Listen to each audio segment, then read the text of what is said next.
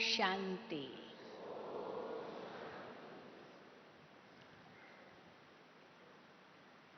शिव बाबा ने आकर हम बच्चों को अपनी पहचान दी है, अपनी रचना की भी पहचान दी है, पर साथ साथ बाबा ने हमको और भी किसी बात की पहचान दी है, और वो है माया की पहचान। हम ये कहते हैं कि परमात्मा रचयिता और रचना की पहचान खुद ही देते हैं।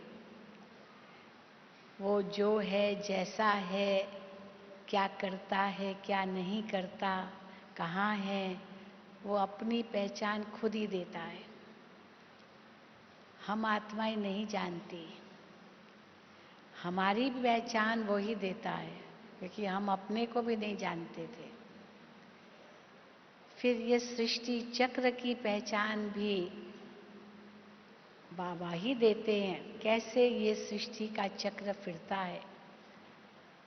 तो रचयिता और रचना की पहचान तो बाबा ने दी है, और हमारा तीसरा नेत्र खोल दिया है ज्ञान का। आदि मध्य अंत को हम समझ गए हैं, लेकिन इसके साथ साथ माया की भी पहचान बाबा ही देते हैं,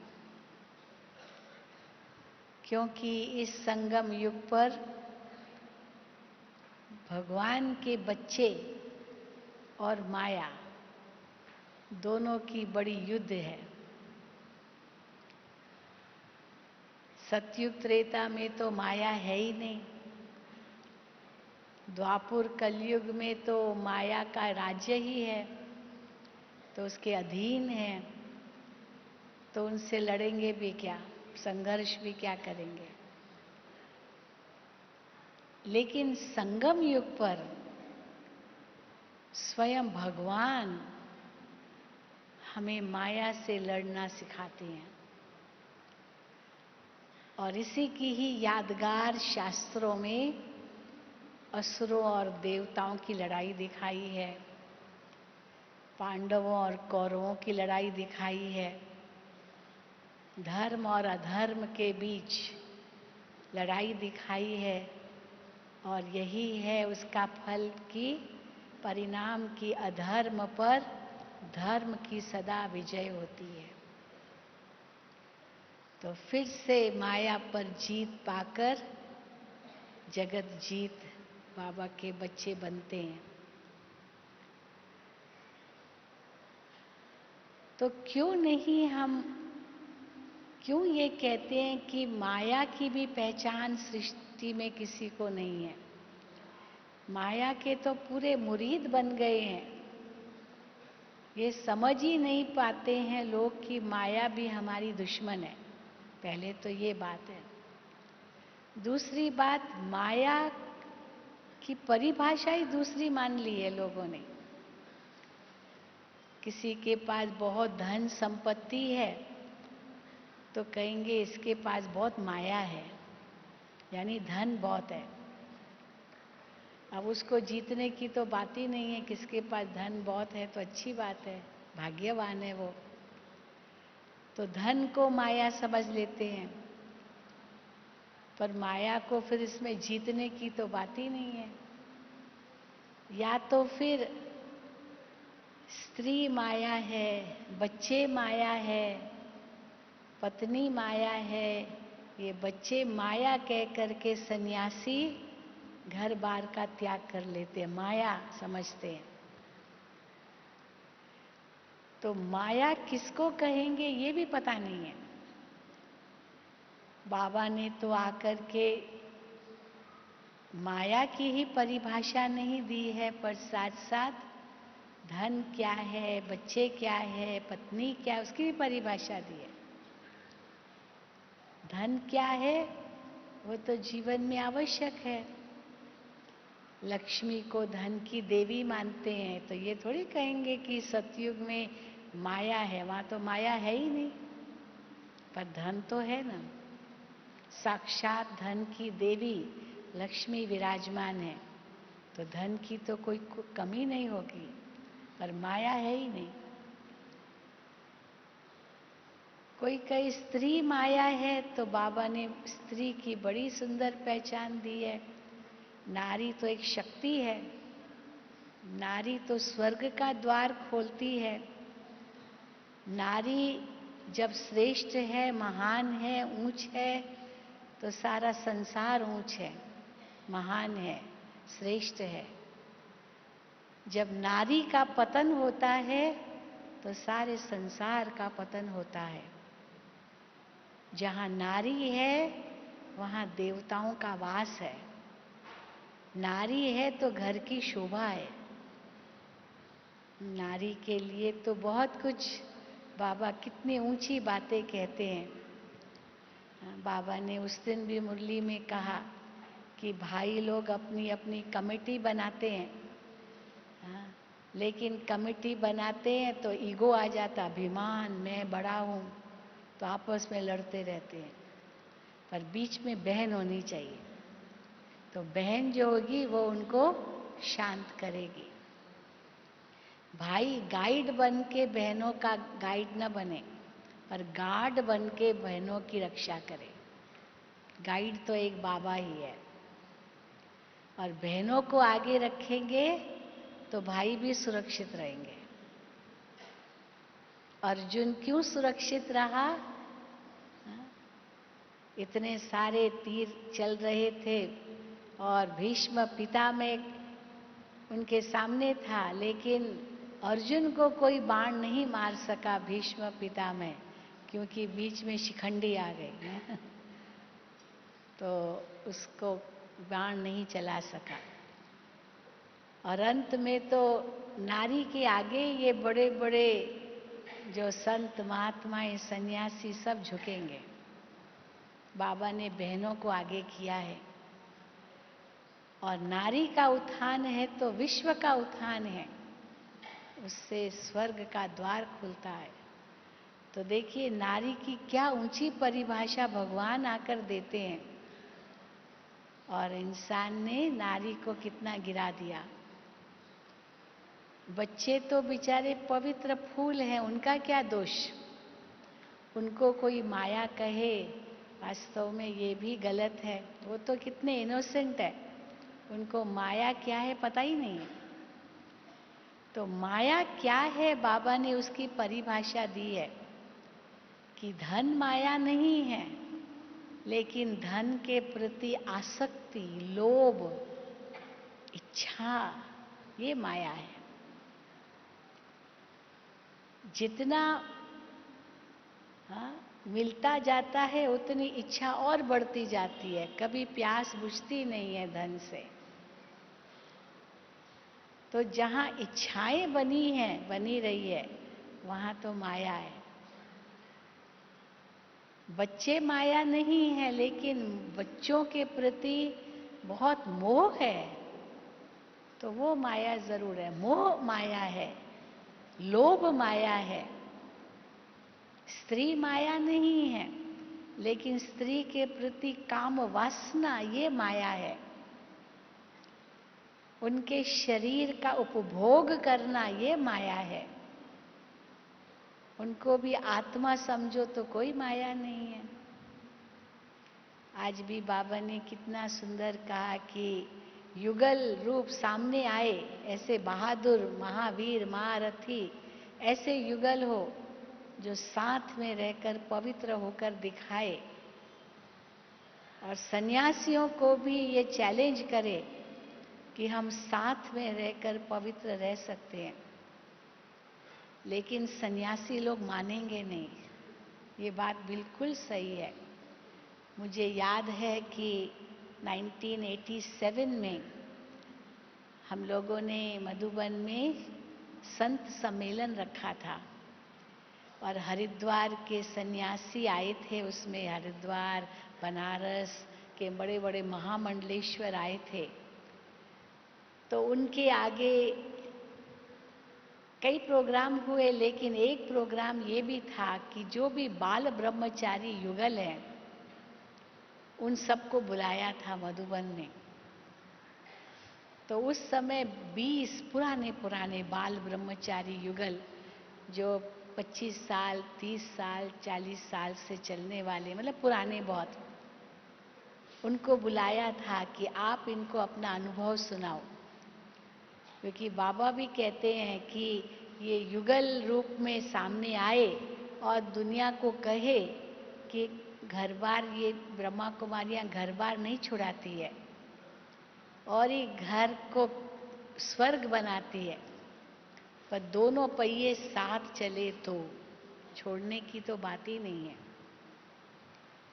सन्यासी तो छोड़ करके चले जाते हैं, बेचारी को अपने जीते जी विधवा बना के छोड़ के चले जाते हैं। तो बाबा कहते हैं नहीं, छोड़ो भी कुछ नहीं, घर गृहस्थ में रहो लेकिन पवित्र रहो। तो क्या हुआ कि वो बाल ब्रह्मचारी जो युगल थे पुराने पुराने, उनके आगे इनका परिचय कराया, बना सन्यासियों के आगे इनका परिचय कराया कि ये कैसे घर गृहस्थ में रहते हुए इतने सालों से पवित्र हैं। तो सचमुच वो मानने कोई तैयार नहीं थे, मानने कोई तैयार नहीं थे। हम नहीं मानते, शास्त्रों में ये कहीं लिखा ही नहीं है, अब शास्त्रों को ही मानेंगे।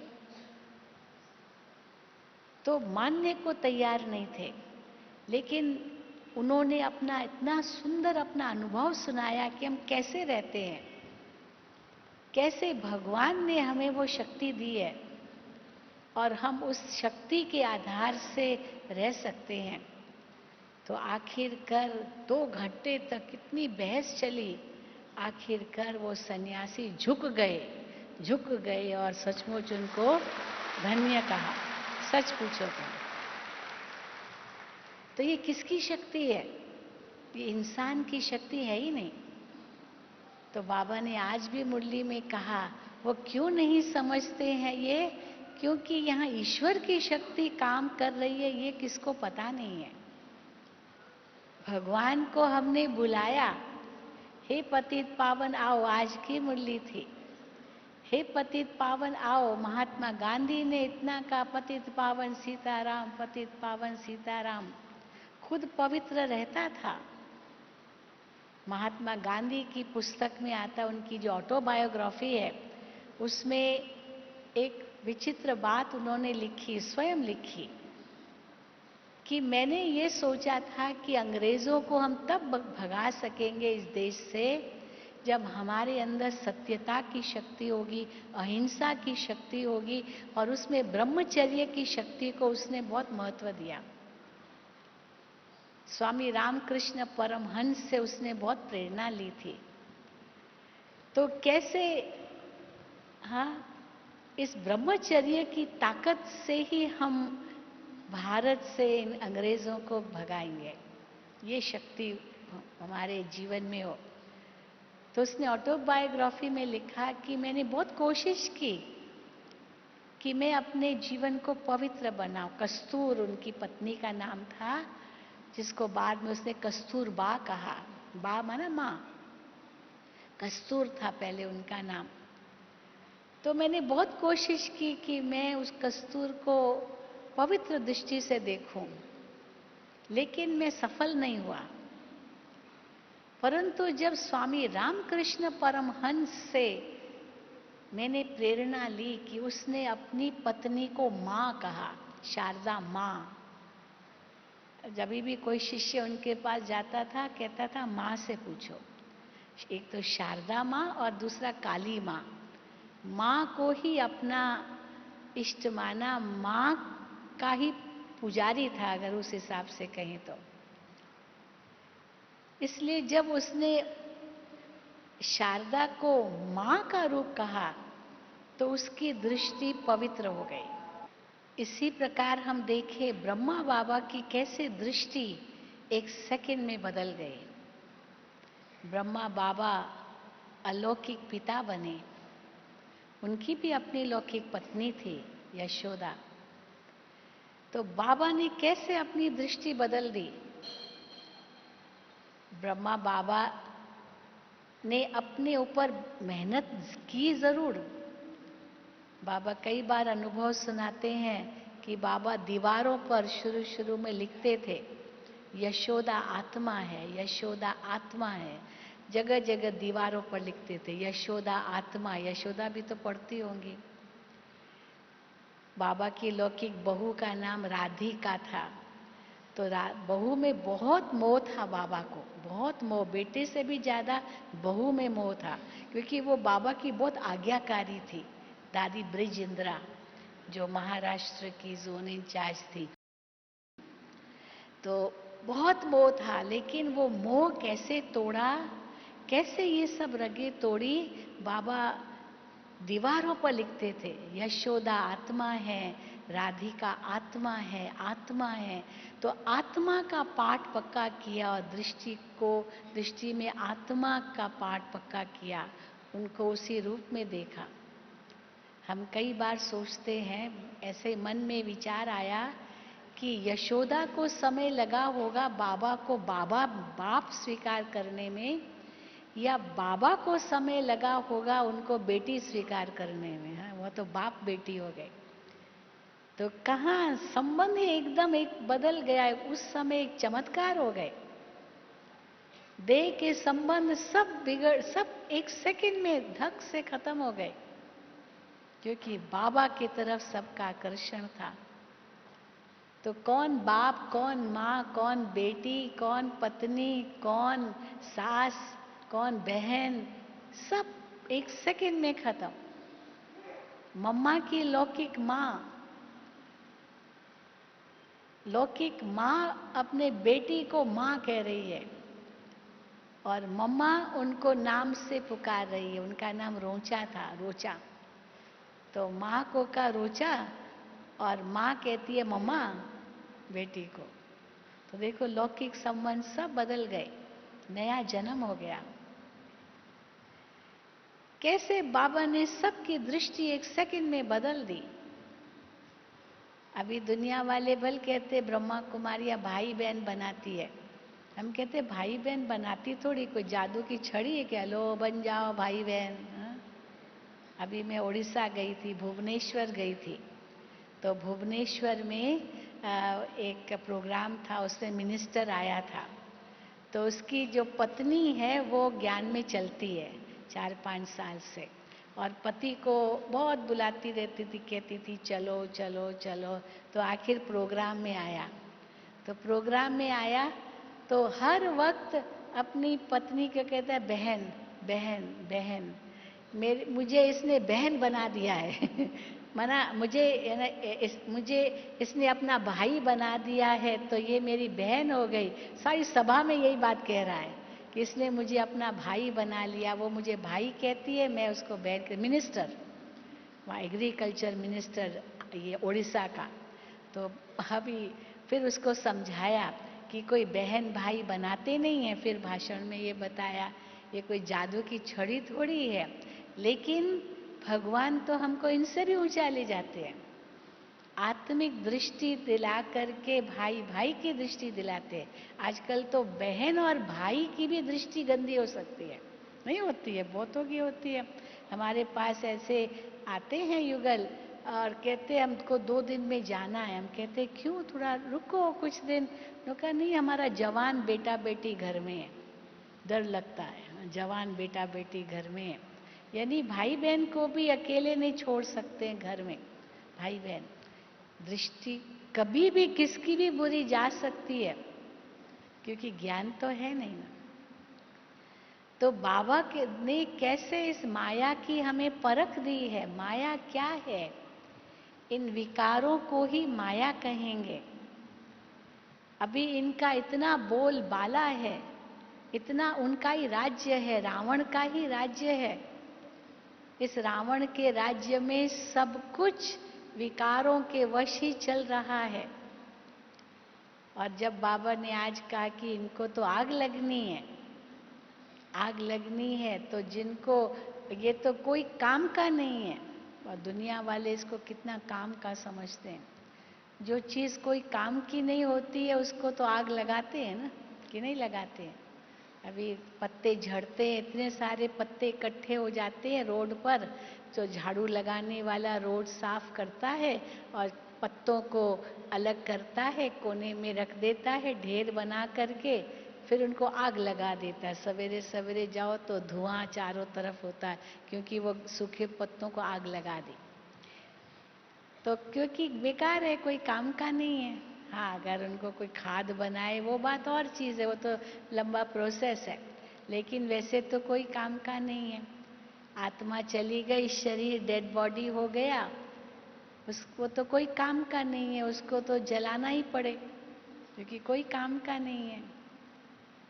शरीर का तो चलो कोई भी प्राकृतिक वस्तु है उसका इंश्योरेंस होता है, आत्मा का तो इंश्योरेंस भी नहीं होता है, आज बाबा ने बताया। वो तो अजर अमर अविनाशी है, बाकी तो सब कुछ विनाशी है, इसलिए इंश्योरेंस करते हैं कि ये टूट न जाए, गुम न हो जाए, जल न जाए, ये न हो जाए, वो न हो जाए। तो जो विनाशी चीज है उससे एक सेकंड से कैसे मन उपराम हो जाए, बाबा की हर मुरली में विभिन्न युक्तियां आती है। तो माया भी छोड़ेगी नहीं, क्योंकि आधा कल्प के हम उनके मुरीद बने हैं। जिसके राज्य के अंदर हैं वो कैसे हमको छोड़ेगा, या वो कैसे हमको छोड़ के चला जाएगा। अंग्रेजों ने भी कोई ऐसे ही नहीं देश को छोड़ा, कितना परेशान किया, कितना परेशान किया, आखिर थक गए और फिर गए, परंतु देश को दो टुकड़ा करके चले गए। छोड़ा क्या, पर देश को दो टुकड़ा किया। परंतु यहाँ तो भगवान हमारा साथी है, वो सर्वशक्तिवान बाप हमारा साथी है, वो हमारे अंदर शक्ति भर रहा है। और हर मुरली में बाबा हमें बताते कैसे माया को जीतो, क्योंकि माया किस रूप में आएगी वो पता भी नहीं चलता है। जैसे ये आतंकवादी किस रूप में आएंगे, ये माओइस्ट किस रूप में आएंगे, कैसे आक्रमण करेंगे, कहाँ से अटैक करेंगे, ये पता भी नहीं चलेगा, क्योंकि हर बार वही रूप लेकर के नहीं अटैक करते, अलग अलग रूप, अलग अलग। पहले वो बॉम्ब्स आतंकवादी रखते थे ना, तो किसी थैली में रख दिया, किसी सूटकेस में रख दिया, अभी वो कहते किसी टिफिन बॉक्स में रख दिया, किसी क्या रख दिया, कोई सोच भी नहीं सके कि टिफिन बॉक्स में कोई बॉम्ब होगा, भाई खाने पीने का सामान होगा। तो अलग अलग रूप, और अभी सब तरीके नहीं कर पाते हैं तो ह्यूमन बॉम्ब ही बन जाते, खुद ही बॉम्ब का रूप बन जाते हैं। अब उसको कौन परखे कि ये इंसान खुद ही ह्यूमन बॉम्ब बन जाएगा आतंक करने के लिए। अपने जान की भी परवाह नहीं, नहीं तो जान की परवाह तो सबको होती है। एक चींटी को भी अपनी जान की परवाह है, एक चींटी को भी आप पकड़ने जाओ तो भाग जाएगी, हाँ, वो भी हाथ में नहीं आएगी, मच्छर भी हाथ में नहीं आएगा, अपनी जान की परवाह है ना। और यहाँ देखो इंसान अपनी जान की परवाह नहीं। चलो जिसको खत्म करना है उसको तो क्या, उसके बाद कारण कितने बेकसूर लोगों की हत्या हो जाती है। तो ये सब पाप का घड़ा भर रहा है। माया का अंतिम फॉर्म कैसे दिखाए, अभी ब्रिजमोहन भाई ने आपको बताया अंतिम आहुति। तो अंतिम आहुति क्या होगी, क्योंकि अंत में, अंत तक माया छोड़ेगी नहीं, अंत में भी वो विकराल रूप लेगी, और वो विकराल रूप को पहचानना भी बड़ा मुश्किल होगा। इसलिए कई बार बाबा कहते अभी तो माया का इतना पॉम्प और शो है, इतना आकर्षण है, क्या सुंदर सुंदर मकान है, सुंदर सुंदर चीजें, बड़े बड़े शोभनीय बातें, मोबाइल देखो क्या एक से एक बढ़कर है, क्या टीवी देखो, न जाने क्या माया का भवका है, और मनुष्य उसमें फंसता जा रहा है, फंसता जा रहा है, फंसता जा रहा है। वो समझ ही नहीं रहा है ये माया है। कहते अभी तो दुनिया स्वर्ग हो गई है, अभी तो बहुत अच्छा हो गया है हमारा सब कुछ, लेकिन केवल बाहर रूप में देखते हैं। हाँ, जैसे कोई स्त्री अंदर वो तो बहुत काली हो, लेकिन इतना मेकअप कर ले, इतना मेकअप कर ले तो बहुत सुंदर तो दिखेगी ना। परंतु हमने कई एक्टर एक्ट्रेसेस से पूछा है कि भाई इतना सारा मेकअप करते हैं तो उनकी चमड़ी खराब नहीं हो जाती है? तो कहते बिल्कुल हो जाती है, बिल्कुल हो जाती है चमड़ी खराब, क्योंकि क्या क्या वो लगाते हैं चेहरे पर। क्योंकि टीवी के सामने आना है तो बहुत सुंदर हो जाता है चेहरा, पर जितना वो सब करते हैं उसके बाद अगर विदाउट मेकअप उनको देखो ना, आप उनको पहचान भी नहीं सकेंगे, ऐसे होते हैं। और बाबा ने हमको कितनी नेचुरल ब्यूटी, पवित्रता की ब्यूटी दी है। कोई मेकअप करने की जरूरत ही नहीं है, आत्मा की प्यूरिटी ही उसका सही मेकअप है, वही आकर्षित करती है। दुनिया में हम देखते हैं जैसे जैसे मनुष्य की आयु बढ़ती जाती है, बुढ़ापा आता जाता है, तो उसका आकर्षण भी खत्म होता जाता है। जैसे अब चलो बूढ़ा है, छोड़ो छोड़ो इसको। लेकिन जो अपने जीवन को पवित्र बनाता है, योगी बनाता है, महान बनाता है, जितना उसकी आयु बड़ी होती जाती है उतनी उसकी महानता भी बढ़ती है। देखो कितने संत महात्मा गुरु, जितनी उनकी बड़ी आयु उतना उनका मान भी ज्यादा। जवान सन्यासी होता है इतना मान नहीं होगा, पर बड़ी आयु वाले का इतना मान होगा। और वैसे जो संसारी मनुष्य रहा है, विकारी रहा है, जैसे बूढ़ा होता जाएगा उसको कोई पूछेगा भी नहीं, क्योंकि अपनी सारी आत्मिक शक्ति, शारीरिक, मानसिक, आध्यात्मिक सब शक्ति गंवा के बैठा है। और जिसने अपने जीवन को योगी बनाया है, वो जैसे आयु बढ़ती उसके चेहरे पर निखार आता जाता है। हम दादियों को देखते, कितनी बड़ी आयु थी।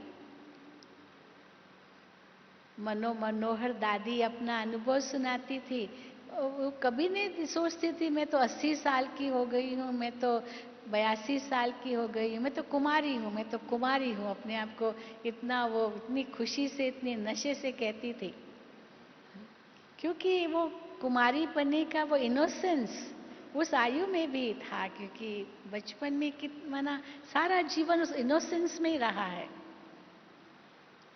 तो बाबा कहते हैं कि ये माया अलग अलग रूप लेकर के आएगी। माया ऐसी है, न उसकी कोई तिथि है न कोई तारीख है, वो बता के भी नहीं आएगी। और हर बार अपना अलग नाम रूप लेकर के आएगी, पता भी नहीं चलेगा। तो उनके धोखे से कैसे बचें? धोखा देती है, दुश्मन धोखा दे सकता है, चोर भी धोखा दे सकता है। आपने सोचा मैंने तो सब दरवाजे बंद करके रखे हैं, चोर आ ही नहीं सकता है, लेकिन कहाँ कोई वेंटिलेटर कहीं भूल से भी खुला रह गया, या कोई दरवाजा थोड़ा लूज बंद था, उसको चांस मिल गया। आजकल तो भले बंद भी हो तो भी ताला तोड़ के भी आ सकते हैं, वो खिड़की को भी, वो उसकी जो शीख होती है उसको भी तोड़ के आ सकते हैं, कुछ भी कर सकते हैं, परंतु वो आ सकते हैं। कई बार हम मकान खाली करके जाते हैं, मतलब मकान पैक करके जाते हैं, क्योंकि मेरा बहुत लंबा सफ़र होता है, तो समझो कहीं जाना है और बहुत समय के बाद आएंगे, बिल्कुल सब टाइट पैक, सब बंद करके जाते हैं। और वापस आए तो पता नहीं घर से कैसे चोरी हो गई, सब कुछ बंद था फिर भी चोरी हो गई। या चलो और कोई चोर ना भी आए, सब कुछ पैक था, कोई चोर को बहाना ही नहीं मिला, तरीका ही नहीं मिला आने का, लेकिन कीड़े मकोड़े, जीव जंतु, चूहे और सब मच्छर, ये गंदगी वो कहाँ से आ गई? सब कुछ पैक था, कहाँ से आ गई? कोई ना कोई उनको सुराग तो मिले होंगे ना, नीचे से या ऊपर से या साइड से, दीवार से, धरती से, सीलिंग से, कहीं से तो मिला और वो पहुंच गए। तो माया भी ये तरीके अपनाती है। काम, क्रोध, लोभ, मोह, अहंकार, ये तो बहुत मोटा रूप है, बहुत मोटा रूप है। वो तो पता चलता है, पता चलेगा कि ये मेरे अंदर विकार है और मुझे ये नहीं होना चाहिए। गुस्सा, अज्ञानी इंसान भी समझता है कि गुस्सा बुरी चीज है, फिर भले अपनी बेबसी व्यक्त करेंगे कि गुस्से को जीतना बड़ा मुश्किल है। तो ये लोभ है मेरे अंदर, क्या करे, गुलाब जामुन देखता हूं ना तो मेरा मुंह पानी हो जाता है। हाँ? मैं टेम्पटेशन को रोक नहीं सकता हूं। अपने बेबसी व्यक्त करते हैं क्योंकि उसके वशीभूत हैं। दादा दादी अपने पोते पोती दोते दोती को देखे तो बस सारी सुध बुध भूल जाए। बेटे से प्यार नहीं होगा, लेकिन वो बेटे के बेटे से बहुत प्यार होगा, पोते से बहुत प्यार होगा, क्योंकि वो तो ब्याज में मिल गया है ना। इंटरेस्ट ज्यादा प्यारा होता है। आप कैपिटल अमाउंट कितना भी बैंक अकाउंट खोल के डालो, 1 लाख डालो एक ही साथ, फिर आपका 6 मास में आपको उसका इंटरेस्ट मिलेगा। तो पहले जब पासबुक देखेंगे इंटरेस्ट कितना मिला, हाँ? वो जो अमाउंट है वो कितना बना वो बाद की बात, इंटरेस्ट कितना मिला। इंटरेस्ट की चीज है ना, वो आकर्षण की चीज है। तो पोते पोतियों में इतना मोह होगा, बेटे बेटियों में इतना नहीं होगा, क्योंकि वो मुफ्त में मिले हैं ना। तो इसीलिए बाबा कहते हैं कि ये किस रूप से माया आएगी पता भी नहीं चलेगा, परंतु फिर भी कई समझ तो सकते हैं कि हाँ मेरा मोह है, ये मेरा लोभ है, ये मेरे अंदर क्रोध है, मेरी दृष्टि वृत्ति इतनी अच्छी नहीं है, समझ सकते हैं। माना इसको जीतना है मुझे। फिर कई कहते बहुत कोशिश तो करता हूं लेकिन हो नहीं पाता है। तो बाबा कहते हठ से भी करो। वैसे हठ से बाबा कहते हैं नहीं करो, सहज रूप से हो। सन्यासी तो हठ से करते हैं, कोई ऐसी दवाई ले लेंगे तो इंद्रियों को कैसे शिथिल बना देंगे ताकि वो वासना उनके मन में ना आए, क्योंकि कोई दवाई लेते हैं। बाबा तो कहते हैं वो भी नहीं लेना है, लेकिन उस नेगेटिव को खत्म करने लिए पॉजिटिव को अपनाओ तो नेगेटिव अपने आप खत्म होगा। दुनिया में बताते क्रोध को कैसे जीतो, तो क्या बताएंगे, जब क्रोध आता है ना तो उस समय आप गिनती करना शुरू कर दो, 1 2 3 4 5 6 7 8 9 10। तो गिनती करेंगे ना तो ध्यान क्रोध से हट जाएगा। अगर क्रोध आता है ना थोड़ा पानी पियो तो क्रोध हट जाएगा। तो क्रोध आता है ना तो उस समय आप वहां से चले जाओ। अब ये तो फिर भी नेगेटिव रूप है, क्योंकि सप्रेशन करना, वो दबाना, वो भी सही नहीं है। कोई भी बात अगर आती है तो उसको दबाना भी ठीक नहीं है। कई जैसे कहते कोई शरीर छोड़ता है तो उसकी पत्नी वो रो ही नहीं पाती है, तो लोग उनको कहते खास कहते रो रो रो, उसको रुलाते हैं, क्योंकि अगर रोएगी नहीं तो कहीं वो डिप्रेशन में न चली जाए। इसलिए जानबूझ करके वो सप्रेशन और डिप्रेशन ये सब न हो तो जानबूझ के भी रुलाएंगे ताकि वो दबाए नहीं। लेकिन बाबा तो हम बच्चों को उसका एक नेचुरल रूप बताते हैं। सबसे पहले तो नेचुरल रूप हमको क्या बताते हैं, हमारे ओरिजिनल स्वरूप की याद दिलाते हैं। बच्चे तुम कौन हो, बच्चे तुम किसके हो, तुम कैसे हो, अपने अनादि और आदि स्वरूप को पहचानो। तो ये जो बाबा 5 स्वरूपों की बात कहते हैं, इसमें वही याद दिलाते हैं। ये 5 स्वरूप हमारा आदि स्वरूप, अनादि स्वरूप, आदि स्वरूप, मध्य स्वरूप, चाहे वर्तमान स्वरूप, चाहे भविष्य का स्वरूप, ये सब हमारा कितना श्रेष्ठ है, वो याद करो। तो जैसे वो याद किया तो ऑटोमेटिकली परिवर्तन आ जाएगा। मेरा अनादि स्वरूप कितना पवित्र है, आदि स्वरूप कितना पवित्र है, मध्य स्वरूप जो पूज्य स्वरूप है, जिसके कारण ही भक्त हमारी पूजा कर रहे हैं, वो कितना पूज्य स्वरूप है। ब्राह्मण कितने पूज्य स्वरूप है। हर शुभ कार्य में ब्राह्मण की जरूरत होती है, हर शुभ कार्य में। बिना ब्राह्मण के कोई कार्य होता ही नहीं है। आहुति भी डालेंगे तो वो ब्राह्मण ही डलवाता है। फरिश्ता कितना पवित्र स्वरूप है। ये पांचों ही स्वरूप कितने पवित्र हैं। उस स्वरूप को याद करो, ये आपका ही स्वरूप है, तो ऑटोमेटिकली वो प्यूरिटी आएगी। बाबा कई बार कहते हैं कि पुराने संस्कार आते हैं, कहते क्या करे, ये मेरा पुराना संस्कार है ना। पर पुराना ये नहीं है, ये तो द्वापर युग का संस्कार है। तुम्हारा सबसे पुराना संस्कार तो दैवी संस्कार है। सबसे पुराना संस्कार तो अनादि संस्कार है। जो आत्मा के मूलभूत गुण, वो सबसे पुराना संस्कार है। ये जो संस्कार है ये तो द्वापर कलयुग में आए, सतयुग त्रेता में भी नहीं थे। तो इसलिए बाबा वो याद दिला करके वो अंतर के संस्कार जगाओ, ये बाबा हमें सिखाते हैं। अगर गुस्सा आए, याद करो मैं शांत स्वरूप आत्मा हूं, मैं शांत स्वरूप हूं। भले 10 बार कहो ये,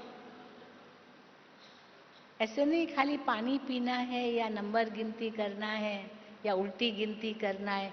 ये इसलिए है कि भाई ध्यान हट जाए उससे, पर ध्यान हटेगा उस समय फिर आ जाएगा, शक्ति तो नहीं आएगी ना। शक्ति तो तब आए जब वो शक्ति का चिंतन करो। शांति तब आए जब शांति का चिंतन करो। केवल मुझे गुस्सा नहीं करना है, मुझे गुस्सा नहीं करना है, मुझे गुस्सा नहीं करना है, इससे गुस्सा नहीं जाएगा। एक मिसाल देते हैं ना, एक कहानी है, चुटकुले के रूप में ही है कि एक व्यक्ति किसी साधु के पास गया और कहा कि गुरुजी, महात्मा जी, मुझे है ना, मेरा मन बहुत चंचल है, बहुत चंचल है, कुछ ऐसी युक्ति बताओ जो मेरा मन जो चंचल है ना वो बंद हो जाए। तो गुरु ने, वो साधु ने उनको कहा कि अच्छा ठीक है, जब भी तुम्हारा मन ऐसे बहुत यानी ये मैं आपको मंत्र देता हूँ, और जब भी कुछ हो ये मंत्र रटना, मंत्र बोलना, परंतु एक बात का ध्यान रखना कि ये मंत्र बोलते समय बंदर याद नहीं आना चाहिए, क्योंकि बंदर याद आ गया तो ये मंत्र काम नहीं करेगा। अभी क्या हुआ हा? उसको कहा ये बंदर याद नहीं करना, तो बंदर ही याद आए, जब जब मंत्र बोले तब तब बंदर ही याद, नहीं तो बंदर को कौन याद करेगा, क्या पड़ी है बंदर को याद करने की, क्या संबंध है मेरा बंदर के साथ। लेकिन क्योंकि उसको कहा कि ये बंदर याद ना आए, तभी आपका मन शांत होगा इस मंत्र से, तो वो तो बंदर ही याद रहा। तो बाबा भी कहते हैं कि मुझे क्रोध नहीं करना है, क्रोध नहीं करना, ये कहने से क्रोध शांत नहीं होगा, उसका कॉम्पेंसेशन चाहिए। एक किसी छोटे बच्चे के पास एक गंदी चीज है, वो गंदी चीज उससे लेनी है, ब्लेड है, चाकू है ना, कुछ ऐसी खतरनाक चीज है, खराब चीज है, लगेगी उसको, उसको नुकसान पहुंचेगा, अब वो उसे लेनी है, तो कैसे लेंगे माँ, ऐसे छीनेगी तो वो तो देगा नहीं, और ही अपना हाथ भी काट देगा।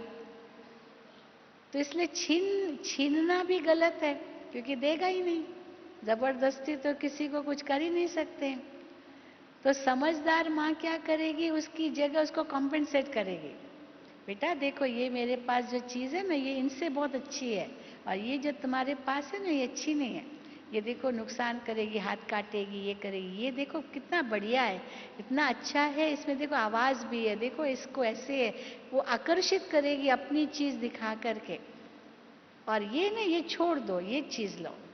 अब वो बच्चा देखेगा जो मेरे हाथ में है वो अच्छी है, या ये जो माँ कह रही है वो अच्छी है, तो माँ समझाती रहेगी ये अच्छा है ये बुरा है, ये अच्छा है ये बुरा है।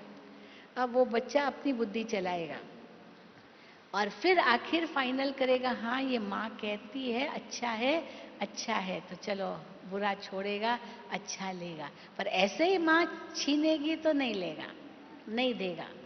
तो बाबा भी देखो कितनी सुंदर युक्ति रचते हैं, कैसे इन विकारों को जीतो। विकारों को त्यागने के लिए कुछ एक अंधश्रद्धा की बात नहीं है, पर बहुत समझ की बात है। मुझे याद है, मैं किसी ने मुझे एक किताब दी थी, तो कहा बहन जी आप ये किताब पढ़ना, उसमें वो सन्यासियों को वैराग्य लाने के लिए वो किताब थी।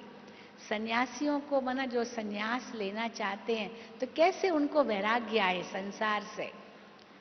तो उसमें एक उन्होंने मिसाल दिया था कि एक स्त्री है, अभी स्त्री नरक का द्वार है, स्त्री सर्पणी है, स्त्री ये है, वो तो सब वर्णन किया ही। परंतु ये सोचेंगे तो स्त्री से वैराग्य आएगा।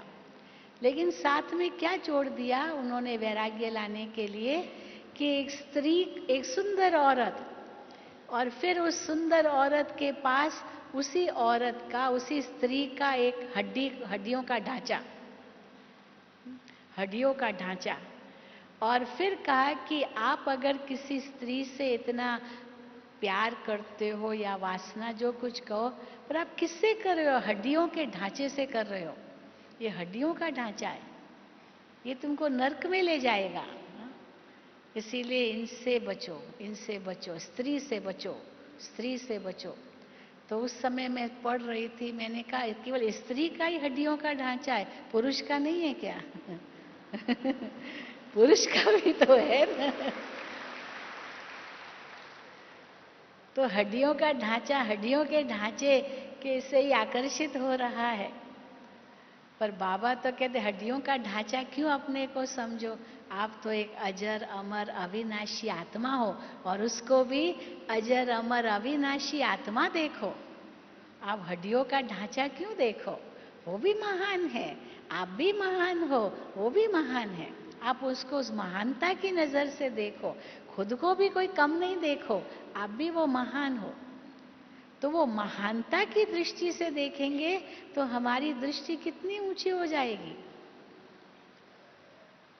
और आज बाबा ने एक वाक्य में बहुत सुंदर बात बताई, जिससे सहज ही माया के धोखे से बच सकते हैं। क्या बताया बाबा ने? क्या शब्द दिया, याद है? इच्छा मात्रम अविद्या। माया के धोखे से बचने का बहुत सुंदर आधार इच्छा मात्रम अविद्या। वो इच्छा की अविद्या हो जाए। पर इच्छा की अविद्या कैसे होगी? ये नहीं चाहिए, ये नहीं चाहिए, नहीं चाहिए, नहीं चाहिए, ये इससे नहीं होगी। मैं एक पुस्तक एक बार पढ़ रही थी, सोक्रेटिस बहुत बड़े फिलोसोफर होकर के गए हैं। तो सोक्रेटिस बहुत बड़े विद्वान थे, फिलोसोफर थे, लेकिन उसने अपने अंदर बहुत वैराग्य लाया। वैराग्य लाया, कैसे लाया? वो जाता था रोज, दुकानें सामान से भरी हुई होती थी, उनका जो शोरूम होगा, माना जो आगे का स्थान होता है, उसमें सब सामान दिखाते हैं कि इस दुकान में ये चीज़ें मिलेगी। तो रोज जाता था और वो दुकान का जो जहाँ शीशे में सब चीज़ें होती है वो देखता रहता था। रोज रोज देखता था, एक एक दुकान का बाहर से देखता रहता था और फिर चला जाता था। तो दुकानदार भी इसको देखते थे, ये रोज आता है, खाली देखता है और अपना समय बिताता चला जाता है, तो क्या इसको खरीदने की इच्छा है, पर ये खरीद नहीं रहा है क्योंकि पैसा नहीं होगा, या क्या पता क्या ढूंढ रहा है, इतना टाइम अपना दे रहा है, तो खरीदता क्यों नहीं? क्या चाहिए आखिर इसको? तो एक बार एक दुकानदार ने इसको पूछ ही लिया, जब वो देखता रहा तो उसने कहा आपको कुछ खरीदना है, आप ले लो, कोई बात नहीं, अगर पैसा नहीं है तो कोई बात नहीं, ले लो, आपको मैं रोज देखता हूँ, आप यहाँ आके खड़े हो जाते हो, सब देखते रहते हो, तो आपको जो चाहिए आप ले जाओ। तो उसने कहा मुझे लेना नहीं है। तो कहा लेना नहीं है, फिर इतना टाइम क्यों यहाँ गंवा रहे हो देखने में? है ना, कोई मॉल में जाते, रोज मॉल में जाए, खाली चीजें देख के खरीदे कुछ नहीं, तो टाइम वेस्ट है ना भाई। तुमको जो खरीदना है वो बोलो ना। कई बार होता है क्या खरीदना वही पता नहीं, शायद देखेंगे तो पता चलेगा क्या खरीदना है, नहीं तो बस जा रहे हैं, थैला लेके जाएंगे। तो जब उससे पूछा कि क्यों नहीं खरीदते हो, क्या बात है, आपके पास पैसा नहीं है, हम दे सकते, आप ले जाइए, अपनी इच्छा को मारिए मत। तो उसने कहा मुझे कुछ नहीं चाहिए, कुछ नहीं चाहिए, तो फिर आप ये देख क्यों रहे हो? तो कहा कि मैं अपनी परीक्षा ले रहा हूँ। परीक्षा यानी क्यों देख रहा हूँ, अपनी परीक्षा ले रहा हूँ कि क्या ये जो चीज़ है इसके बिना मैं चल सकता हूँ। तो मैं अपने अंदर में पूछता हूँ, मैं चल सकता हूँ इसके बिना? तो अंतरात्मा कहती हाँ चल सकते हो। फिर ये देखता हूँ इसके बिना मैं चल सकता हूँ। हाँ, चल सकता हूँ। हाँ, चल सकता हूँ। तो ये जो भी मैं देखता हूँ मैं अपनी परीक्षा लेता हूँ कि मैं क्या इनके बिना चल सकता हूँ। तो मैं महसूस करता हूँ कि मेरी इच्छाएं कुछ भी नहीं है। लेकिन कैसे पता चले कि मेरी इच्छा नहीं है? वो चीज देखूं और मेरी आसक्ति न जाए, तब कहूं ना कि इच्छा नहीं है। क्योंकि देखूं और इच्छा हो जाए तो, वरना न देखूं और इच्छा तो होगी, पर देखूं और फिर भी इच्छा न हो, जिसको बाबा कहते हैं देखते हुए भी नहीं देखो। आंखें नहीं बंद करनी है, देखते हुए नहीं देखो, सुनते हुए नहीं सुनो। इसको कहेंगे इच्छा मात्रम अविद्या। ये एक रूप है। और दूसरा रूप भी है इच्छा मात्रम अविद्या का। वो है कि आत्मा इतनी अंदर से भरपूर है जो उनकी कहीं भी आंख नहीं डूबती है, कहीं भी आंख नहीं डूबती, इतनी भरपूर है। हाँ, जैसे किसी का पेट खाली हो और भूख लगी हो और उनके आगे व्यंजन रखे हो, लेकिन आज उसका उपवास है मान लो। अब अंदर में तो पेट में चूहे दौड़ रहे हैं और इतने व्यंजन सब खा रहे हैं, मुख में पानी भी आ रहा है। क्या करूं मैं, मेरा आज उपवास है ये तो अपना मन को मारना है। तो फिर कहेंगे क्यों अपने मन को मार रहे हो, क्यों अपने आप को इतना कष्ट दे रहे हो? खाओ, कोई बात नहीं, लेकिन देखते हुए भी आकर्षण न जाए, देखते हुए भी उसमें आसक्ति न जाए, कोई इच्छा न जाए। ये बहुत ऊंची बात है, ये बहुत बड़े विल पावर की बात है। अभी वो बता रहे थे ना, हमारे प्रधानमंत्री अमेरिका गए, 7 दिन तक, 8-9 दिन वो नवरात्रि के व्रत रखता है। वो केवल पानी पर जीता है, केवल पानी। और अमेरिका गया था। आप सोचो, अमेरिका गया, अमेरिका में राष्ट्रपति ने भोज रखा, ये रखा, वो सब खा रहे और ये नहीं खा रहा है, उसकी तो आंख में नहीं डूबी। तो क्या प्रशंसा उनकी हुई कि इनके पास जो विल पावर है वो हम लोगों में भी नहीं है ना। एक कहने की बात है, क्योंकि उसकी आंख गई नहीं। और काम कितना किया, क्या नहीं किया, लेकिन केवल पानी पर रहा।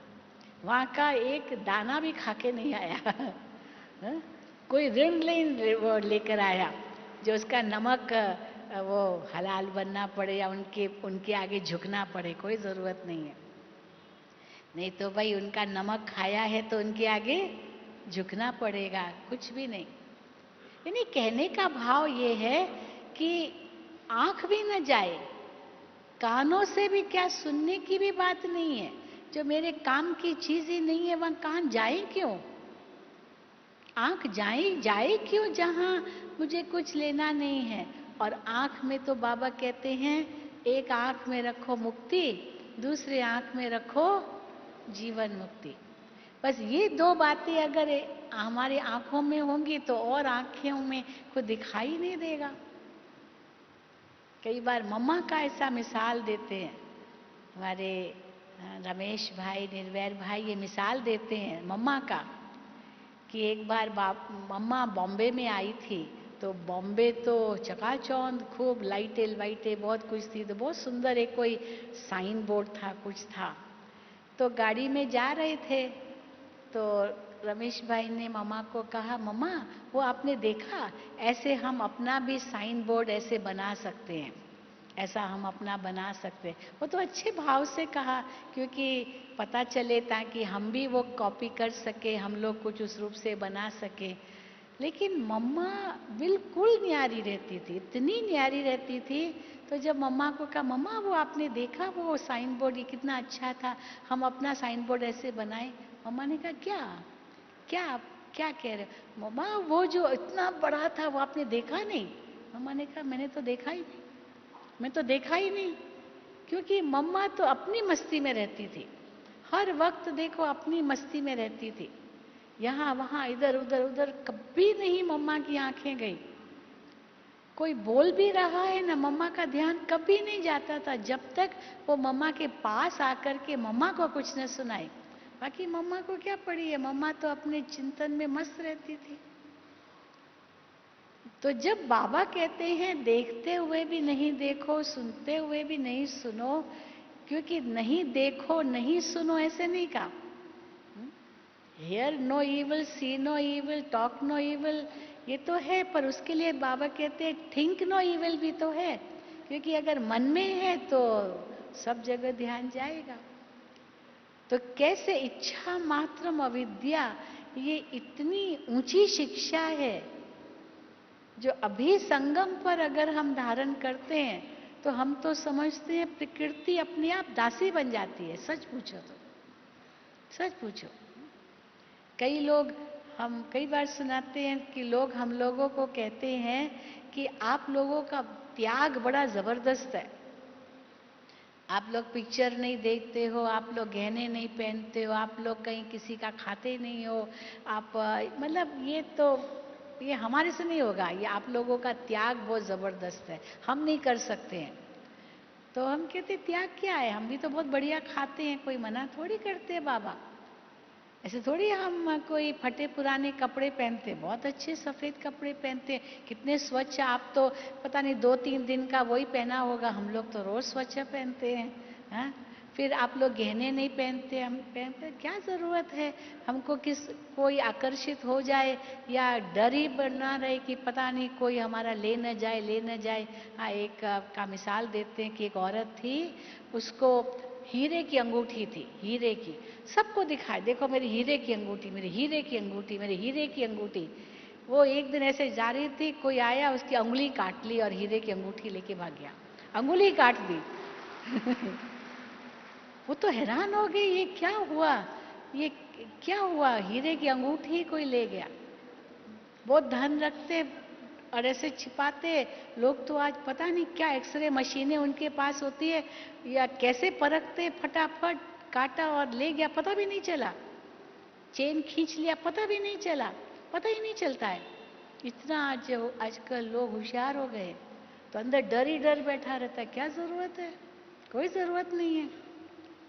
तो कहते आपका त्याग बहुत, हम कहते त्याग नहीं है, हम तो और ही मस्त है। हमारी दादी जानकी कहती है हमारे पास कोई पर्स भी नहीं है, मोबाइल तो मेरे पास है ही नहीं, कुछ नहीं है मेरे पास, मैं तो हाथ खाली जेब खाली और मैं दुनिया का राजा।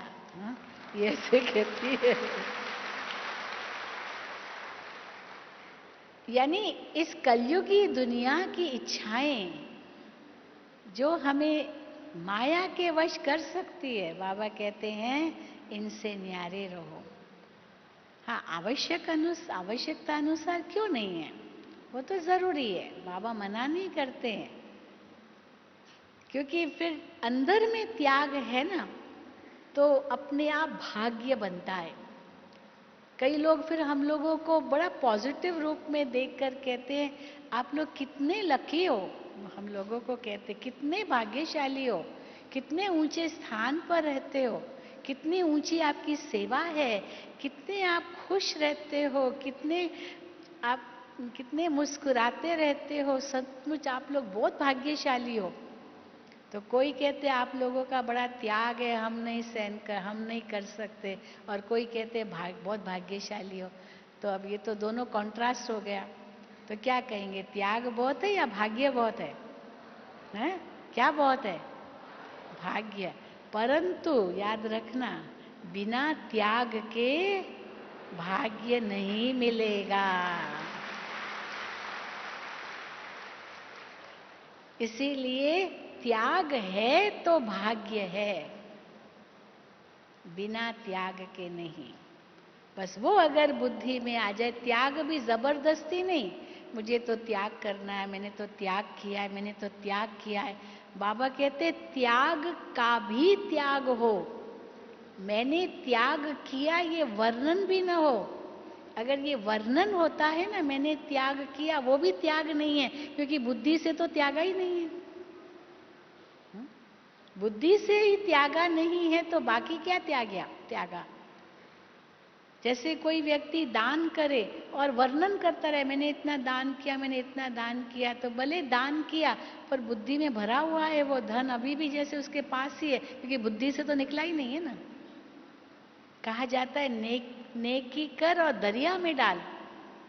याद थोड़ी करना होता, एक बार दान किया फिर तो याद भी नहीं करो, सोचो भी नहीं, हाथ से गया गया, फिर ये मेरा नहीं है। किसी को कहा आहुति, आहुति को पकड़ के रखेंगे या ये गिर गया उठाएंगे क्या वापस, वो गया सो गया। तो कोई सोचते ही रहते हैं, कोई तो करते भूल जाएंगे, कोई तो करते हैं फिर सोचते हैं, कोई तो सोचते ही रहते करे करे करे पर करते नहीं है। तो इसीलिए बाबा हम बच्चों को कहते हैं माया से बड़े सावधान रहो, क्योंकि ये माया के सूक्ष्म सूक्ष्म रूप भी कैसे आते हैं पता भी नहीं चलता।